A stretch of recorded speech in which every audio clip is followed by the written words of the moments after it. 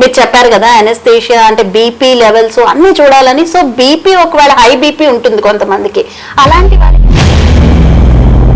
అంటే blood pressure పెరగడం అనేది చాలా రీజన్లు ఉంటాయండి. అంటే ఎప్పటి నుంచో బ్లడ్ ప్రెషర్ ఉండి వాళ్ళకి బీపీ సరిగ్గా కంట్రోల్లో లేదనుకోండి, అది సర్జరీ అనేది అంటే ఎవరైనా పేషెంట్ కానివచ్చు. ఒక చిన్న పిల్లాడు, ఒక పసి పిల్లాడు, నెలల పిల్లాడు దగ్గర నుంచి ఒక 90 ఏళ్ళు 100 ఏళ్ళు ముసలోళ్ళ వరకు ఎవరైనా ఏ చిన్న సర్జరీ, ఒక చేతి గోరు తీయడం దగ్గర నుంచి పెద్ద మేజర్ కార్డియాక్ సర్జరీలు, న్యూరో సర్జరీలు వీటి వరకు వస్తే. అంటే ఇప్పుడు ప్రెగ్నెన్సీ టైంలో కూడా అనస్థీషియా ఇస్తూ ఉంటారు కదా, పెయిన్స్ రాకుండా. మోస్ట్లీ యాక్చువల్ గా వెస్టర్న్ కంట్రీస్ లో ఎక్కువ ఉంది. సో అలాంటి వాళ్ళకి బ్యాక్ పెయిన్ వస్తుంది, తర్వాత సివియర్ హెడ్ ఏక్ వస్తుంది అనే కంప్లైంట్స్ వస్తున్నాయి. ఇవ్వడం వల్ల ఏమవుతుందంటే ఆ నొప్పులు కొంత భాగం అంటే ఒక 70% నుంచి 80% మనం తగ్గించేలా చేస్తాం అన్నమాట. సో అలా ఇచ్చినప్పుడు ఏమవుతుందంటే పుట్టిన పిల్లలకు కూడా ఒక్కొక్కసారి అవసరం పడుతూ ఉంటుంది. సో అలాంటప్పుడు ఎలాంటి జాగ్రత్తలు తీసుకుంటారు పిల్లలు? నెలల పిల్లల దగ్గర నుంచి పుట్టిన రోజుల పిల్లల వరకు, రోజుల పిల్లలకి చాలా మందికి చాలా ఇబ్బందులు ఉంటాయండి. చాలా ఆపరేషన్ జరగాల్సి వస్తుంది. కొంతమందికి ఏంటంటే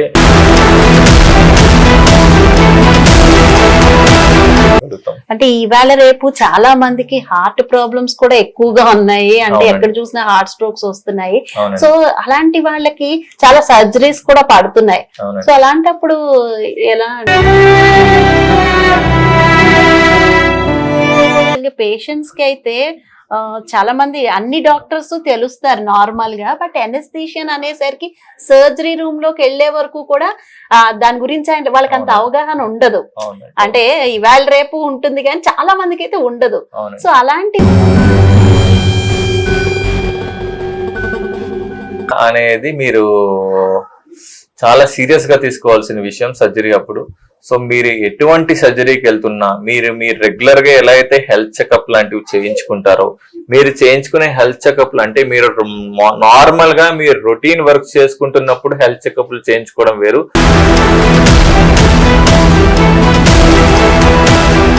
వెల్కమ్ టు 69 టీవీ. నా పేరు మాధురి. ఈ రోజు అయితే మనం డాక్టర్ కె నాగేశ్వరరావు గారు అనస్థీషియా డాక్టర్ దగ్గరికి వచ్చేసాము. ఆయన అడిగి తెలుసుకుందాము అసలు అనస్థీషియా ఎవరు తీసుకోవచ్చు, ఎవరికి ఎంత డోస్ ఇవ్వాలి, అసలు ఎవరు ఎంత తీసుకుంటే వాళ్ళకి ఎలాంటి ఉపయోగాలు ఉంటాయి, ఎంతవరకు హాని జరుగుతుంది, ఇలాంటివన్నీ కూడా ఆయన అడిగి ఈ రోజు తెలుసుకుందాము. నమస్తే అండి.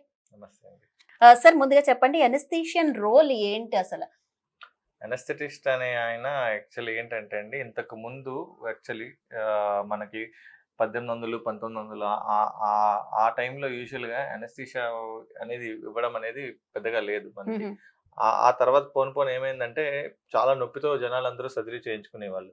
అనస్థీషియా అనేది ఎప్పుడైతే వచ్చిందో, ఇప్పుడు అనస్థెటిస్ట్ అనేవారు పేషెంట్ సర్జరీకి వచ్చిన దగ్గర నుంచి ఆయనకి సరైన మోతాదులో అనస్థీషియా ఇచ్చి నొప్పి తెలియకుండా పేషెంట్ స్పృహలో లేకుండా చేసి ఆపరేషన్ అంతా సక్రమంగా అవేలా చేసి ఆపరేషన్ అయిపోయిన తర్వాత స్పృహ మళ్ళా వచ్చేలా చేసి పేషెంట్ నొప్పి అనేది తగ్గించేలా చేసేవాడు అనస్థీషియా డాక్టర్ అండి. సో ఈ అనస్థీషియా అనే ఆయన పేషెంట్ కి వైటల్ పారామీటర్స్ అంటే బీపీ కానివ్వండి, హార్ట్ రేట్ కానివ్వండి, ఆక్సిజన్ లెవెల్స్ కానివ్వండి, ఆపరేషన్ జరిగేటప్పుడు స్పృహ ఎంతవరకు మెయింటైన్ చేయాలి, డెప్త్ ఆఫ్ అనస్థీషియా ఎంతవరకు ఇవ్వాలి, ఆయన బాడీలో ఉండే అదర్ పారామీటర్స్. సపోజ్ ఒక చేతికి సర్జరీ అయితే మిగిలిన శరీరం అంతా అనస్థీషియా డాక్టర్ కంట్రోల్లో ఉంటుంది డ్యూరింగ్ ద సర్జరీ.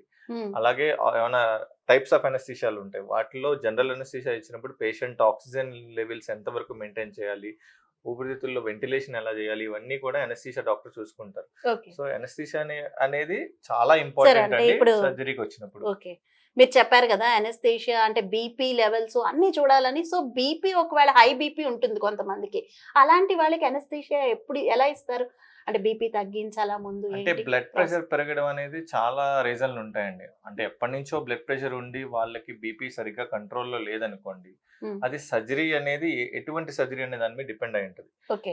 అంటే సర్జరీ అనేది ఎలెక్టివ్ గా ప్లాన్ చేసుకునే సర్జరీయా లేదా ఎమర్జెన్సీగా తీసుకోవాల్సిన సర్జరీ అనే ఓకే. దాని మీద డిపెండ్ అయి ఉంటుంది. ఉమ్, ఇప్పుడు ఎలెక్టివ్ గా ప్లాన్ చేసుకునే సర్జరీ అనుకోండి, సపోజ్ ఏ మోకాలు మార్పిడో లేకపోతే ఏదైనా చిన్న చిన్న సర్జరీ లాంటివి ఉన్నప్పుడు అలాంటప్పుడు మనము కొంచెం బ్లడ్ ప్రెషర్ కంట్రోల్ చేసుకుని, ఎందుకంటే అలాంటి సర్జరీలు అప్పుడు మనం ఒకటి 2 రోజులు కానీ లేకపోతే ఒక వారం కానీ ఆగినా కూడా పెద్ద ప్రమాదం ఏమి ఉండదు. అదే. సో అలాంటప్పుడు మనం ఏంటంటే పే పేషెంట్‌ని కొంచెం బ్లడ్ ప్రెషర్ అది కంట్రోల్ చేయడానికి ఒక ఫిజిషియన్ ద్వారా ఆయన ఇచ్చిన మందులు గాని, బీపీకి సంబంధించిన మందులు గాని, అవన్నీ కరెక్ట్ మోతాదులో లేదా అవసరమైతే డోస్ మార్చి ఆయన పేషెంట్ బ్లడ్ ప్రెషర్ కంట్రోల్ చేసిన తర్వాత సర్జరీ తీసుకోవడం అనేది బెటర్. ఉమ్, ఇప్పుడు పేషెంట్‌ని ఎలెక్టివ్‌గా సర్జరీకి ప్లాన్ చేసుకున్నప్పుడు. అదే ఎమర్జెన్సీ సర్జరీలు ఉంటాయి. ఉమ్, అలా ఎప్పుడేంటంటే పేషెంట్‌కి ఏమైనా యాక్సిడెంట్ అయినప్పుడు గాని, ఓకే. లేదంటే ఏమైనా క్యాన్సర్ సంబంధించిన సర్జరీలు గాని, అలాంటివి మనం ఎక్కువ రోజులు ఆగాల్సిన టైం మనకు దొరకదనమాట. అంటే ఉమ్, బీపీ కంట్రోల్ చేసి అంత టైం కూడా దొరకదు. ఓకే. శరీరంలో ఎక్కడి నుంచో బ్లీడ్ అవుతుంది, లేదా ఎక్కడైనా మెదడులో ఎక్కడో బ్లీడ్ అయ్యి బ్లడ్ ప్రెషర్ షూట్ అప్ అయింది. అలాంటప్పుడు మనకి ఎక్కువసేపు ఆగే టైం అనేది ఉండదు. ఉమ్, అలాంటప్పుడు మనం ఎమర్జెన్సీగా పేషెంట్ తీసుకోవాల్సి వస్తది.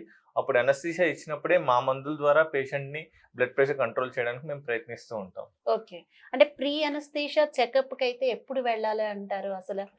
యాక్చువల్‌గా సర్జరీ అంటే ముందు కలవాలి అంటారు? ఏ సర్జరీ అయినా అండి ప్రీ అనస్థెటిక్ చెకప్ అనేది చాలా ఇంపార్టెంట్. ఉమ్, అంటే ఎవరైనా పేషెంట్ కానివ్వచ్చు. ఒక చిన్న పిల్లాడు, ఒక పసిపిల్లాడు, నెలల పిల్లాడి దగ్గర నుంచి ఒక 90 ఏళ్ళు, 100 ఏళ్ళు ముసలోళ్ళ వరకు ఉమ్, ఎవరైనా ఏ చిన్న సర్జరీ, ఒక చేతి గోరు తీయడం దగ్గర నుంచి పెద్ద మేజర్ కార్డియాక్ సర్జరీలు, న్యూరో సర్జరీలు వీటి వరకు వస్తే ఎలాంటి దానికైనా పేషెంట్ కండిషన్ అనేది మాకు ఎట్లా తెలుస్తదంటే ప్రీ అనస్థీషియా చెకప్ ద్వారానే. ఉమ్, ఎందుకంటే ప్రీ అనస్థీషియా చెకప్‌లో మనం పేషెంట్ ఏ రోగం ఉంది, దేనికోసం సర్జరీ వస్తున్నాడో, దాంతో పాటు పేషెంట్ క్లినికల్ కండిషన్, మీరు ఏవైతే రెగ్యులర్‌గా రొటీన్‌గా చెకప్‌లు అవి చేయించుకుంటూ ఉంటారో, అవి సరిగ్గా చేయించుకుంటున్నారా? వాటిలో ఏమైనా తేడాలు ఉన్నాయా? మీ శరీరంలో వేరే అవయవాల్లో ఏమైనా తేడాలు ఉన్నాయా? మీరు అనస్థీషియా ఇస్తే తట్టుకోగలుగుతారా లేదా? మీకు ఏ రకమైన అనస్థీషియా ఇవ్వాలి సర్జరీ అప్పుడు? నెక్స్ట్ మీకు ఇంకా ఏంటిది, ఆ సర్జరీ అప్పుడు ఎంత బ్లీడింగ్ అవుతది? ఆ బ్లీడింగ్ మీరు తట్టుకోగలుగుతారా లేదా? మీ హిమోగ్లోబిన్ సరిగ్గా ఉందా లేదా? ఉమ్, ఈ సర్జరీ ఒకవేళ మీకు జనరల్ అనస్థీషియా ఇచ్చినప్పుడు మీ ఊపిరితిత్తులు అవి సరిగ్గా ఉన్నాయా లేవా? ఓకే. ఇచ్చినప్పుడు ఆక్సిజన్ లెవెల్స్ మెయింటైన్ అవుతాయా లేవా? ఆపరేషన్ తర్వాత మీరు నొప్పి ఎంత వరకు తట్టుకోగలుగుతారు? ఉమ్, మీకు నొప్పికి ఏమేమి ఇవ్వాలి? మీకు వేరే ఏమైనా ప్రాబ్లమ్స్ ఉన్నాయా? ఇవి కాకుండా వెన్నుపూసలో ప్రాబ్లమ్స్ ఉన్నాయా? లేకపోతే మీకు గుండె సంబంధించిన ప్రాబ్లమ్స్ ఉన్నాయా? మెదడు సంబంధించిన ప్రాబ్లమ్స్ ఉన్నాయా? ఇవన్నీ ప్రీ అనస్థెటిక్ చెకప్‌లో మీరు తెచ్చిన రిపోర్ట్‌లను మేము పరిశీలించగా మాకు తెలుస్తది. ఒకవేళ అందులో ఏమైనా రిపోర్ట్‌లు మిస్ అయితే, ఒకవేళ సర్జరీకి మనకి సరిగ్గా స అనుకున్నంత టైం ఉంది అంటే గనక, మాకు కావాల్సిన పరీక్షలవి చేయిపిచ్చి, మీరు అనస్థీషియాకి ఫిట్టా కాదా? మీకు ఏ రకమైన అనస్థీషియా ఇవ్వచ్చు? మిమ్మల్ని సర్జరీ అప్పుడు ఎంత కంఫర్టబుల్‌గా ఉంచొచ్చు అనేది మాకు కరెక్ట్‌గా అర్థమవుతది. అండ్ మీకు కూడా ఏ ఇబ్బంది లేకుండా సర్జరీ స్మూత్‌గా అయిపోతది. అందుకే ప్రీ అనస్థీషియా చెకప్ అనేది చాలా చాలా ఇంపార్టెంట్ అంటే అండి. ఇప్పుడు ప్రీ అనస్థీషియా చెకప్ లో ఒకవేళ ఫిట్ కాదు అని మీకు అనిపిస్తే అది ఎమర్జెన్సీ అయితే ఎలా డీల్ చేస్తారు? అదే అండి. అంటే ఇప్పుడు ఎప్పుడు ఏ ఏ పేషెంట్ అయినా, ఏ సర్జరీకైనా అనస్థీషియాకి ఫిట్ కాకపోవడం అంటూ ఏది ఉండదండి. ఓకే. అనస్థీషియాకి ఇవ్వడానికి ఎంతవరకు తట్టుకోగలుగుతారనేది ఉంటది. ఓకే. అంటే ఆప్టిమైజేషన్ అంటాం అన్నమాట. అంటే హుహు. ఒక పేషెంట్ గనక సపోజ్ బ్లడ్ ప్రెషర్ మీరన్నట్టు బ్లడ్ ప్రెషర్ షూట్ అప్ అయిపోయింది. లేదా షుగర్స్ షుగర్ హై. కంట్రోల్‌లో లేవు. ఓకే. లేదా వేరే ఇబ్బందులున్నాయి. కార్డియాక్ ప్రాబ్లమ్స్ అవ్వనివ్వండి, లేదా హ్మ్. వేరే ఏవో రకరాల మందులు వాడుతున్నారనుకోండి. హుహు. సో, ఇవన్నీ ఎంతవరకు ఆపొచ్చు? ఆపడం వల్ల హ్మ్. సర్జరీ కొంచెం డిలే అవ్వడం వల్ల అతనికి ఉపయోగం అవుతుందా? లేకపోతే దానివల్ల ఇంకా ఏమైనా హార్మ్ జరుగుతుందా? ఓకే. ఒకవేళ ఎమర్జెన్సీగా మీరన్నట్టు సర్జరీకి తీసుకోవాల్సొస్తే వాటికి ఆల్టర్‌నేట్ పద్ధతుల ద్వారా మేము హ్మ్. బీపీ తగ్గించడం గానీ, లేకపోతే ఒకవేళ ఏమైనా వేరే మెడిసిన్‌లు వాడితే వాటికి ఇప్పుడు రక్తస్రావం జరిగే మెడిసిన్స్ ఉంటాయి. యాంటీ హుహు. ప్లేట్లెట్స్ అంటాము. చాలా ఓకే. మంది హార్ట్ పేషెంట్స్ వీళ్ళు యాంటీ ప్లేట్లెట్స్ అంటే బ్లడ్ థిన్నర్స్ అంటారు వాటిల్ని. హ్మ్. అంటే రక్తం పలచబడ్డానికి వాడే మందులు. ఓకే. అలాంటివి యూజువల్‌గా మేము ఎవరైనా ఎలెక్టివ్ సర్జరీలకి వచ్చినప్పుడు ఆ మందులు ఆపడం అనేది జరుగుతది. ఓకే. ఎవరైనా ఇలాంటి ఎమర్జెన్సీ సర్జరీలకి వచ్చినప్పుడు హ్మ్. వాళ్ళకి ఆ మెడిసిన్ మీద ఉండగానే మేము ఆపరేషన్ తీసుకోవాల్సిన పరిస్థితి ఏర్పడుతది. ఓకే. అలాంటప్పుడు ఏం చేస్తామంటే వాళ్ళకి అవసరమైతే ఏమన్నా రక్తం గాని లేదా రక్తం సంబంధించిన ప్రొడక్ట్స్ గాని వాళ్ళకి ఇవ్వడం జరుగుతది. ఓకే. సర్జరీ అప్పుడు. ఒకవేళ బ్లీడింగ్ ఎక్కువ అవుతుంది. ఎందుకంటే ఆల్రెడీ వాళ్ళు రక్తం పలచబడే మందుల మీద ఉన్నారు కాబట్టి ఓకే. వాళ్ళకి అవసరమైతే బ్లడ్ ప్రొడక్ట్స్ అంటారు. ప్లాస్మా అని గాని, ప్లేట్లెట్స్ అని గాని ఇలాంటివి ఓకే. ఒకవేళ బ్లీడింగ్ ఎక్కువైతే గనుక ఆపరేషన్ అప్పుడు ఆ మెడిసిన్స్ అన్నీ ఇచ్చి ఆ బ్లడ్ ప్రొడక్ట్స్ అవి ఇచ్చి బ్లీడింగ్‌ని కంట్రోల్ చేయడం జరుగుతది. సో, అనస్థీషియాకి ఫిట్ అవ్వకపోవడం అంటే ఏం ఉండదండి. ఓకే. పేషెంట్ ఇవాళ అనస్థీషియా తీసుకోవడం వల్ల వచ్చే రిస్క్ ఎక్కువ ఉంది అని అనిపిస్తే హ్మ్. ఒకవేళ సర్జరీకి మనం ఒక రోజు కానీ 2 రోజులు కానీ ఆపే వ్యవధి మనకి దొరికితే ఓకే. ఈ 2 రోజుల్లో పేషెంట్ ఎంతవరకు బెటర్ చేయొచ్చు అని చెప్పి వాటి రిలేటెడ్ గా ట్రీట్మెంట్ ఇచ్చి ఫర్దర్ గా ఒక 2 రోజుల తర్వాత మళ్ళీ అదే పేషెంట్ ని అదే సర్జరీకి పోస్ట్ చేయడం జరుగుతుంది. ఓకే. టైప్స్ ఆఫ్ అనస్థీషియా గురించి ఒకసారి అనస్థీషియా చెప్పండి. టైప్స్ అనేది సర్జరీ మీద డిపెండ్ అయి ఉంటుంది. అంటే హుహు. ఏ రకాల సర్జరీ, ఇప్పుడు చెయ్యికి సర్జరీ ఉంది లేదా కాల్ సర్జరీ ఉంది. యూజువల్ గా మేము మన ఇండియాలో నడుము కింద భాగం చేసే సర్జరీ అంటే మోకాలు లేదా అరికాలు లేదా తొడ హ్మ్. లేదా బొడ్డు కింద భాగం చేసే సర్జరీలకి యూజువల్ గా మనము రీజనల్ అనస్థీషియా అంటారండి. ఓకే. అంటే జనరల్ గా వాడుక పద్ధతిలో మిమ్మల్ని అడిగితే లోకల్ అనస్థీషియా అంటారు కదా, హ్మ్. అట్లానే రీజనల్ అనస్థీషియా అంటారు. అంటే ఏంటంటే నడుములో ఇచ్చే ఇంజెక్షన్ అన్నమాట. హుహు. వెన్నుపూసలో ఇంజెక్షన్ ఇస్తాము. హుహు. దానివల్ల బొడ్డు కింద భాగం నుంచి అంతా హుహు. మొద్దుబారుతుంది. ఒక 2-3 గంటలు కానీ లేదా 4 గంటలు కానీ ఓకే. పేషెంట్ కి ఏ స్పృహ ఏ ఏ సెన్సేషన్ కానీ ఏమీ తెలియదు, స్పర్శ అనేది తెలియదు అనమాట. హుహు. మోకాలకి బొడ్డు కింద భాగం నుంచి హుహు. అదొక 3 గంటల నుంచి 4 గంటలు, అవసరమైతే ఇంకొంచెం ఎక్స్టెండ్ చేసే అవకాశం కూడా ఉంటదన్నమాట. ఓకే. ఎపిడ్యూరల్ అనస్థీషియా అంటారు. దాని ద్వారా ఒక చిన్న గొట్టం పెట్టి నడుములో అందులోంచి అవసరమైతే మేము ఏంటంటే ఇంకా ఎక్కువ మోతాదులో గనక అనస్థీషియా ఇవ్వాల్సి వస్తది. ఒకవేళ సర్జరీ ప్రొలాంగ్ అయితే గనక ఆ ఎక్కువ మోతాదులో అనస్థీషియా అనేది మేము అందులోంచి ఇవ్వడం జరుగుతుంది. సో సర్జరీ ఎంతసేపు అయితే అంతసేపు పేషెంట్ ఆ భాగం మొద్దుబారేలా చేస్తాం అన్నమాట. అంటే ఇప్పుడు ప్రెగ్నెన్సీ టైంలో కూడా అనస్థీషియా ఇస్తూ ఉంటారు కదా, అవునండి. పెయిన్స్ రాకుండా. అవునండి. మోస్ట్లీ యాక్చువల్ గా వెస్టర్న్ కంట్రీస్ లో ఎక్కువ ఉంది ఇది. అవునండి.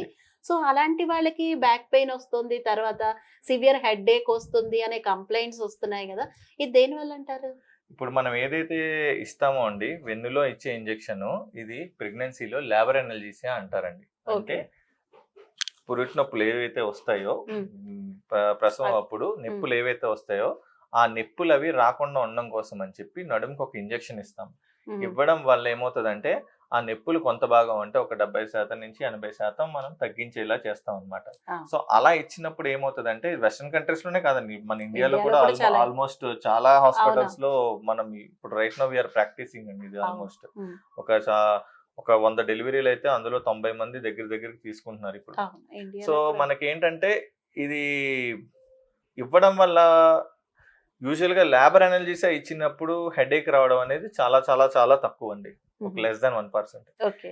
ఎవరైతే సిజేరియన్ సెక్షన్లకి ఉమ్. అంటే నార్మల్ డెలివరీలో కాకుండా ఎవరైనా ఆపరేషన్ ద్వారా బిడ్డను బయటకు తీస్తారు కదా, ఉమ్. సిజేరియన్ సెక్షన్ అంటాం కదా, ఉమ్. దాని ద్వారా బయటకి అలాంటప్పుడు మనం ఏం చేస్తామంటే స్పైనల్ అనస్థీషియా అనేది ఒకటి ఇస్తామండి. ఉమ్. ఇంతకు ముందు రోజుల్లో ఉహు. అంటే మనకి 1950s 60s 70s ఆ టైంలో యూజువల్ గా మనం వాడే ఏదైతే సూది ఉంటుందో స్పైనల్ ఇంజెక్షన్ ఉమ్. నీడిల్స్ అవి చాలా పెద్ద సైజులో ఉండేవన్నీ అదే. నీడిల్స్. ఇప్పుడు వచ్చిన నీడిల్స్ ఏంటంటే చాలా చిన్న నీడిల్స్ వచ్చాయి, కొత్త రకం నీడిల్స్ వచ్చాయి. సో దీని ద్వారా ఈ అనస్థీషియా ఇచ్చిన తర్వాత అంటే ఈ నీడిల్స్ వల్ల కనుక మనం యూజ్ చేస్తే కనుక ఏదైతే హెడేక్ వస్తుందని చెప్తున్నారో యూజువల్ గా హెడేక్ వచ్చే అవకాశం చాలా వరకు తగ్గిపోయిందండి. ఉమ్.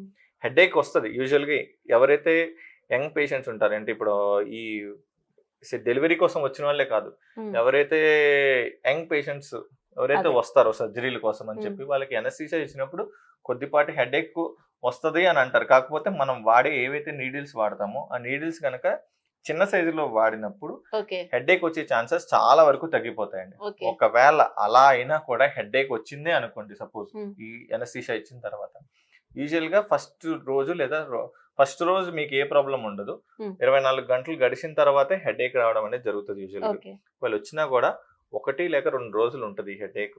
ఓకే. యూజువల్ గా 2 రోజుల తర్వాత పూర్తిగా తగ్గిపోతుందండి. ఓకే. ఇది పెద్దగా ప్రమాదకరమైన ఇబ్బంది అయితే కాదు.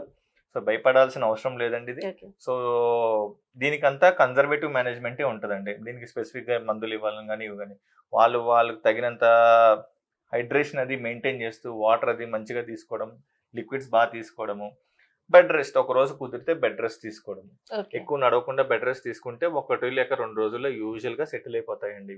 ఓకే. 99.9% వీటి వల్ల ఏ ఇబ్బంది ఉండదండి ఎవరికి. ఓకే. సో దీని గురించి భయపడాల్సిన అవసరమే లేదు. సరే, అంటే కొంతమందికి ఇప్పుడు బ్రెయిన్ స్ట్రోక్స్ అని ఏదో విధంగా కోమాలోకి వెళ్ళిపోతూ ఉంటారు. సో అలాంటి వాళ్ళకి కొన్ని చేస్తూ ఉండాలి, అంటే ట్రికాస్టమీ అనో ఏదో ప్రాసెస్లు ఉంటాయి. అప్పుడు ఎనస్థీషియా ఇవ్వాల్సి వస్తుంది అవునండి. కోమాలో ఉన్న పేషెంట్స్ కి. అప్పుడు ఎలాంటి జాగ్రత్తలు తీసుకుంటారు?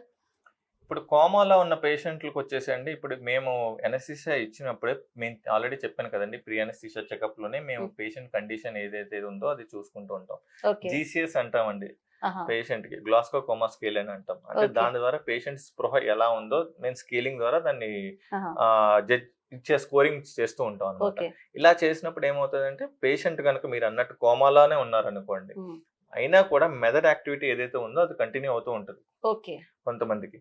నొప్పి అనేది తెలుస్తా ఉంటది హుహు. సర్జరీ చేసినప్పుడు ఎవరికైనా. హుహు. ఆ నొప్పి అనేది మామూలుగా స్పృహలో ఉన్న వ్యక్తులు కదలడము, హ్మ్. ఏదో చేయడం జరుగుతూ ఉంటది. హుహు. లేదా మాట్లాడడమో, అరవడమో, ఏడవడమో ఇట్లాంటివి. అవును. ఇలా స్పృహలో లేని వాళ్ళకి ఏమవుతది అంటే వేరే ఎవరికైతే గుండె వేగం పెరగడము, బీపీ పెరగడము, అదే. ఇలాంటివన్నీ జరుగుతా ఉంటాయి. హ్మ్. సో, అలాంటి వాళ్ళకి కూడా అనస్థీషియా అనేది ఈ మీరన్నట్టు ట్రేకియోస్టమీ వీటికి అవసరం పడతది. కాకపోతే వాళ్ళకి మామూలుగా రెగ్యులర్‌గా కాన్షియస్‌లో ఉన్న వాళ్ళకన్నా కొంచెం తక్కువ మోతాదులో అనస్థీషియా ఇవ్వడం అనేది జరుగుతది. ఓకే. డ్రగ్స్ కూడా చూసుకొని వాళ్ళకి ఎంత వరకు అవసరమో అంతవరకు చూసుకొని ఆ హుహు. పద్ధతిలో అనస్థీషియా ఇవ్వడం అనేది జరుగుతది. అనస్థీషియా ఇవ్వకుండా అయితే కోమాలో ఉన్న పేషెంట్‌లకి సర్జరీలు చేయడం కష్టమండి. ఓకే. అదే పుట్టిన పిల్లలకి కూడా ఒక్కొక్కసారి అవసరం పడుతూ అవునండి. ఉంటుంది. సో, అలాంటప్పుడు ఎలాంటి జాగ్రత్తలు తీసుకుంటారు? పిల్లలకి ఇవ్వచ్చా అండి మరి? ఇప్పుడు నెలల పిల్లల దగ్గర నుంచి పుట్టిన రోజుల పిల్లల వరకు, రోజుల పిల్లలకి చాలా మందికి చాలా ఇబ్బందులుంటాయండి. చాలా ఆపరేషన్‌లు జరగాల్సొస్తది. హుహు. కొంతమందికి ఏంటంటే విరోచన ద్వారం అది మూసుకుపోయి పుడతా ఉంటారు. వాళ్ళకి ఓకే. విరోచనం అవ్వదు. వాళ్ళకి నెక్స్ట్ పేగులు బయటకుండి పుడుతా ఉంటారు. ఆక్సిజన్ లెవెల్ అందక పుడుతా ఉంటారు. హుహు. వాంతులైపోతూ పుడతా ఉంటారు. పేగులు అడ్డుపడిపోయి పుడతా ఉంటారు. సో, వీళ్ళందరికి కూడా ఆపరేషన్ చేసి అవన్నీ సరిచేయాల్సొస్తది చాలా వరకు ఇబ్బందులు. అలాంటి వాళ్ళకి కూడా పిల్లలకి కూడా అనస్థీషియా ఇవ్వచ్చండి. అనస్థీషియా ఇచ్చి ఇవన్నీ చేయాల్సిన అవసరం పడతది. కాకపోతే వాళ్ళకి ఎంత మోతాదులో వాళ్ళ బాడీ వెయిట్ ప్రకారం, వాళ్ళకున్న ఇబ్బందుల ప్రకారం ఎంత మోతాదులో అనస్థీషియా ఇవ్వడం అనేది మేము చూసుకొని, చెక్ చేసుకొని, డిసైడ్ చేసి వాళ్ళకి సంబంధించిన పరికరాలు వాడి మేము అనస్థీషియా ఇస్తూ ఉంటాం యూజువల్‌గా. ఓకే.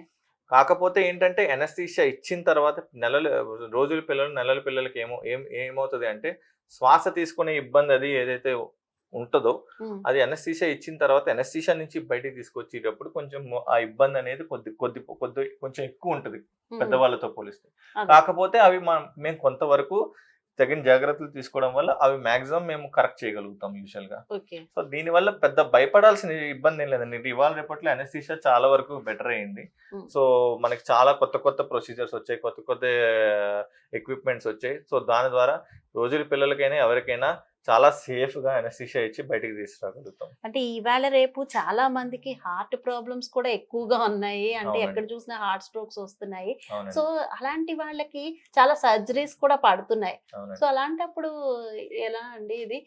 పర్వాలేదా? హార్ట్ ప్రాబ్లమ్స్ ఉన్న వాళ్ళకి? హార్ట్ ప్రాబ్లమ్స్ ఉన్న వాళ్ళకి, ఎవరైతే హార్ట్ ఫెయిల్యూర్ కండిషన్స్‌లో ఉన్న హ్మ్. వాళ్ళకి, వీళ్ళందరికీ కూడా మనం అనస్థీషియా ఇవ్వచ్చండి. భయపడాల్సిన అవసరం లేదు. కాకపోతే ప్రీ అనస్థీషియా చెకప్ సరిగ్గా చేయించుకుని, మేమేవైతే జాగ్రత్తలు చెప్తామో, ఏవైతే మందులు వాడాలని చెప్తామో హ్మ్. ఆ మందులన్నీ కరెక్ట్‌గా వాడి, ఏవైతే మందులు ఆపమని చెప్తామో, హుహు. అవి కార్డియాలజిస్ట్ డాక్టర్‌తో డిస్కస్ చేసి, ఓకే. గైడ్‌లైన్స్ ప్రకారం ఏ మందులైతే ఎన్ని రోజులు ఆపొచ్చో, దానికి హ్మ్. ఆల్టర్‌నేటివ్ మెడికేషన్స్ ఏమైనా ఉంటే అవి స్టార్ట్ చేపిచ్చి, అవి వాడించి, అవి ఆప్ చేయించి, అవసరమైనప్పుడు ఆప్ చేయించి, మిగిలిన టైంలో కంటిన్యూ చేపిచ్చి, అట్లా చేయించడం ద్వారా మనం ఏం చేయొచ్చంటే ఆహ్, ఈ హార్ట్ ప్రాబ్లమ్ ఉన్న వాళ్ళకి వాళ్ళు వాడే మెడిసిన్‌ల వల్ల వచ్చే కాంప్లికేషన్స్ సర్జరీ అప్పుడు అవి మాక్సిమం అయినంత వరకు మనం తగ్గించగలుగుతామండి. ఓకే. సో, దాని ద్వారా అనస్థీషియాలో కూడా మేము కొన్ని మందులు హార్ట్ పేషెంట్స్‌కి వాళ్ళకి వాడడం జరుగుతది. సో, హ్మ్. దాని ద్వారా వాళ్ళ బ్లడ్ ప్రెషర్ కానివ్వండి, హార్ట్ రేట్ కానివ్వండి, మనం చాలా వరకు కంట్రోల్ చేయడానికి హెల్ప్‌ఫుల్ అవుతది.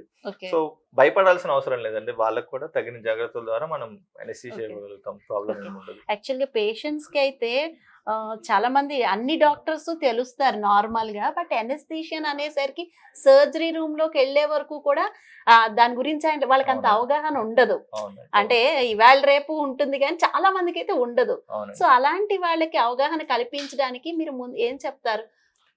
మేము ఒకటే చెప్తామండి. అనస్థీషియా అనేది మీరు చాలా సీరియస్‌గా తీసుకోవాల్సిన విషయం సర్జరీ అప్పుడు. సో, మీరు ఎటువంటి సర్జరీకెళ్తున్నా, మీరు రెగ్యులర్‌గా ఎలా అయితే హెల్త్ చెకప్ లాంటివి చేయించుకుంటారో, మీరు చేయించుకునే హెల్త్ చెకప్‌లు అంటే మీరు నార్మల్‌గా మీరు రొటీన్ వర్క్ చేసుకుంటున్నప్పుడు హెల్త్ చెకప్‌లు చేయించుకోవడం వేరు. మీరు ఒక సర్జరీకెళ్తున్నప్పుడు హెల్త్ చెకప్ చేయించుకోవడం వేరు. సర్జరీకి వెళ్తే సర్జరీ అనేది మన శరీరానికి ఒక రకమైన స్ట్రెస్ లాంటిదండి. సో అలాంటి స్ట్రెస్ మన శరీరానికి ఇస్తున్నప్పుడు మనం ఎంతవరకు ఆ స్ట్రెస్ తట్టుకోగలుగుతాం అనేది చెప్పేవాడు అనస్థీషియా డాక్టర్ ఒక్కడే. సో మీరు ఆ విషయం అనేది గుర్తుపెట్టుకోవాల్సిన విషయం, చాలా ఇంపార్టెంట్. ఎందుకంటే ఆ స్ట్రెస్ మీరు ఎందుకంటే సర్జరీ చేసేటప్పుడు నార్మల్గా మనం చూస్తూ ఉంటాం చాలామంది టీవీల్లోనూ పేపర్లోను 30 ఏళ్ళోళ్ళు 40 ఏళ్ళోళ్ళు గుండెపోటు రావడం సడన్ గా, లేదా జిమ్లో పడిపోవడం, కొలాప్స్ అవ్వడం అని. అంటే ఏంటంటే జిమ్లో వాటిలో వాళ్ళు ఎక్సర్సైజ్ అవి ఎక్కువ చేయడం వల్ల వాటి వల్ల హార్ట్ ఆ లోడ్ తట్టుకోలేక ఆ టైంలో వాళ్ళకి ఏంటిది హార్ట్ అటాక్ లాంటివి వస్తుంటాయి. చాలా మంది అది ఏదైతే ఎక్సర్సైజ్ వల్ల వచ్చిన స్ట్రెస్ ఏదైతే ఉందో శరీరానికి, ఆపరేషన్ జరిగేటప్పుడు దానికి 3 4 ఎక్కువ స్ట్రెస్ ఉంటుందండి బాడీకి. సో ఆ స్ట్రెస్ మీరు తట్టుకోగలుగుతారా లేదా అని డిసైడ్ చెప్పగలిగేది అనస్థీషియా డాక్టర్ ఒక్కడే. సో ఆ స్ట్రెస్ మీరు ఎంతవరకు తట్టుకోగలుగుతారు అనేది మీరు చేసే రోజువారీ పని కానివ్వండి, మీ ఫిజికల్ యాక్టివిటీ బట్టి కానివ్వండి, మీ బాడీ వెయిట్ బట్టి కానివ్వండి, మీ బ్లడ్ పారామీటర్స్ బట్టి కానివ్వండి, మీ వేరే పారామీటర్స్, మీ చెస్ట్ ఎక్స్రే, మీ ఈసీజీ, ఈ రిపోర్ట్స్ అన్నిటిని మేము అనలైజ్ చేసి అవసరమైతే ఆ తగిన డిపార్ట్మెంట్ డాక్టర్లతో డిస్కస్ చేసి మేము అనస్థీషియా అనేది ఇవ్వడం జరుగుతుంది. సో అనస్థీషియా డాక్టర్ని మాత్రం ఎప్పుడు నెగ్లెక్ట్ చేయకండి. ప్రీ అనస్థెటిక్ చెకప్ ని మాత్రం ఎప్పుడు నెగ్లెక్ట్ చేయకండి. కొంతమందికి ఆస్మా ప్రాబ్లమ్స్ అవి ఉంటాయి కదా అండి. సో అలాంటి వాళ్ళకి అనస్థీషియా ఇంతవరకు అని ఏమైనా ఉందా? మామూలు నార్మల్ పేషెంట్స్ లాగైనా చెకప్ చేసి ఇస్తారా?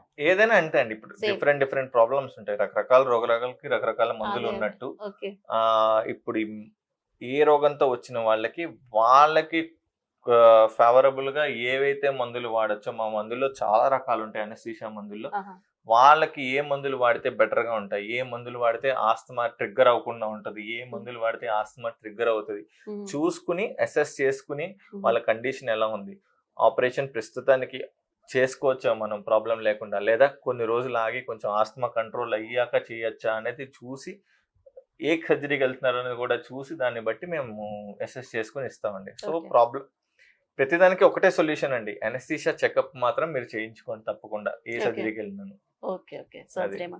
Okay right. చాలా బాగా చెప్పారు సార్, చాలా వివరంగా. యాక్చువల్ గా చాలా మందికి దీనిపై అంత అవగాహన ఉండదు, మీరైతే అన్ని డీటెయిల్డ్ గా చెప్పారు. Thank you so much.